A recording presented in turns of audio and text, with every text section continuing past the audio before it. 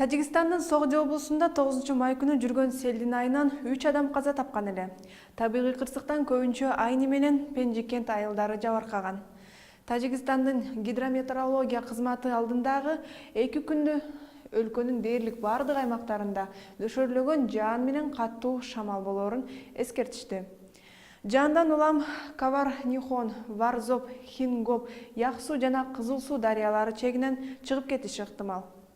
Мындай кырдаал Кыргызстанда да күч алууда.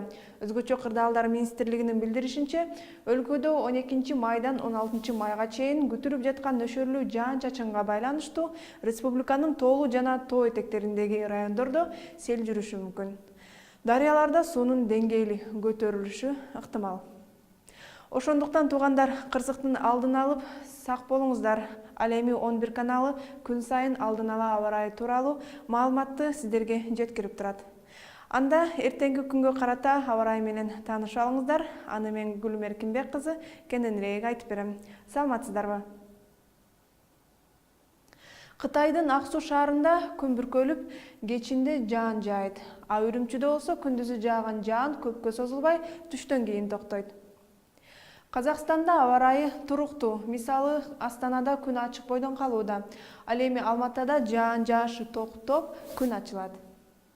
Өзбекстандын түштүгүндө жаан күч алууда. Фергана өрөөнүндө жаан катуу жаап, чагылган да жүрөт.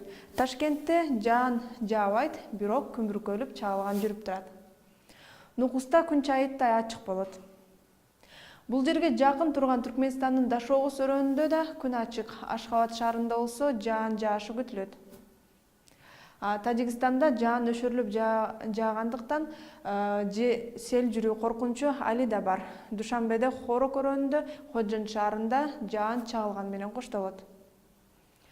Кыргызстанда 13-14 май күндөрү кээ бир райондорунда жаан жаап, күн күрөшү. Бийик тоолуу райондордо кар жаашы күтүлөт. Бийик тоолуу аймактарда жолдор тоңголок, тайгак болушу мүмкүн. Батыштан соккон шамалдын ылдамдыгы секундасына 4-9 метрге чейин жетет. Аба ырайы тууралуу кабарым ушул болду. Кандай гана аба ырайы болбосун, дайыма сак болуңуздар. Көрүшкөнчө.